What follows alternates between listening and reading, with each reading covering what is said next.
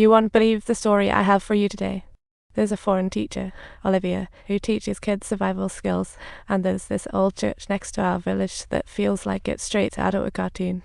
Every time Godot prays at the church, he's boosting Olivia's points. She's his ultimate trump card, kind and beautiful. Today, with Raphael's found wallet, Godot dreams of side quests. Godot bought a rooster with his wind full. Just as they revelled, cop cars swooped in, hiring all adventurers for $20 a day.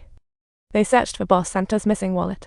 When the police arrived, Raphael saw an opportunity, while Godot thought little of it. He struck up a convo with the ringleader and found out that finding the wallet would earn a cool $1,000. Suddenly he felt like he hit the jackpot. Godot turned back to see Raphael, who was totally unfazed like his rooster. He looked confused and clueless.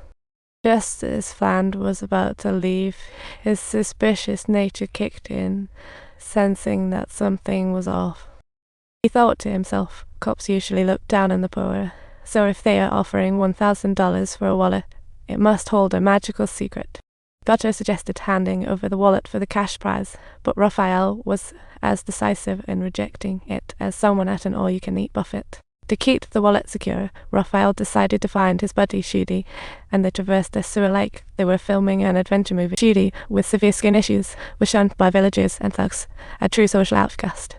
When Shudi heard Raphael needed help with the wallet, he immediately asked for a $500 storage fee. What a business genius.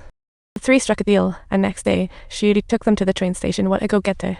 They hitchhiked to the city centre, and to avoid detection, Shudi led them through a secret pathway like a swarf spy. In the end, Shudi bartered a necklace for safe passage. Talk about a smooth operator. They arrived at the bustling corridor, and that round key was the golden ticket to unlock the storage box, but getting to it was gonna be tough. The trio hesitated, but out of nowhere, Godot boldly dashed out, pretending to mug a lady's purse, drawing all the patrolling cops like he was in a heist movie. Raphael and Shudi opened the storage box in the chaos, expecting treasure, but finding only a letter.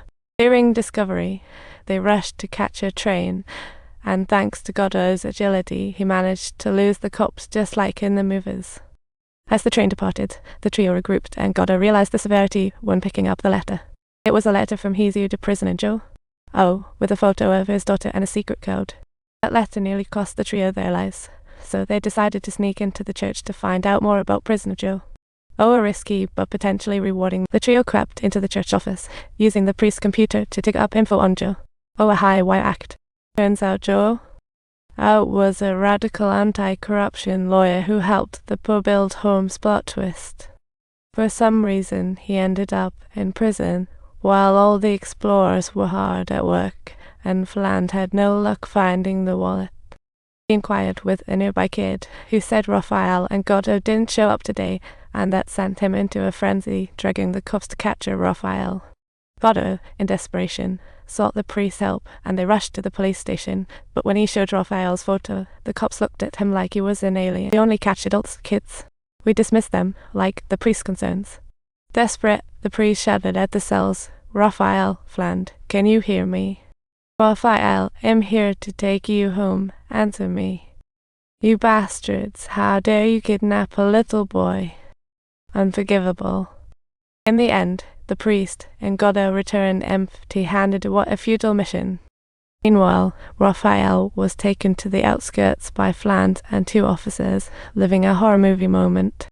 They bagged Raphael's head and shoved him into a cage in the cop car. It was a real nail-biter moment. Fland floored the gas. The car rattled, Raphael's head knocking in the cage.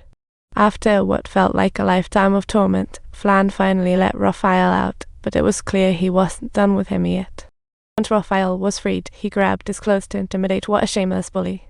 Fland's patience wore thin, ordering goons to act as cops aimed guns at barely conscious Raphael. But they couldn't bring themselves to shoot a 14-year-old boy, so he looked out this time. It wasn't until the next day that someone found Raphael, carefully taking him into the church like he was a precious lifeline.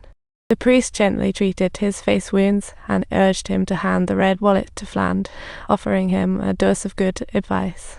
While it was clearly the best course of action for them, Raphael stood his ground. Soon, Raphael's condition improved, and he was determined to uncover the secret behind the letter. What a true adventurer. He and his butters found Olivia, pledging to devise a meticulous plan like a plot twist inside an orange. Goddo fit that prisoner Joe? Oh, was his grandpa she may be foreign, but she's still the big boss here. Eventually, after a little financial sweetener, Goddo managed to meet Joe. Oh, talk about a savvy deal. Joe? Oh, looked surprised to see them, clueless about their intentions. This was definitely a game of intrigue.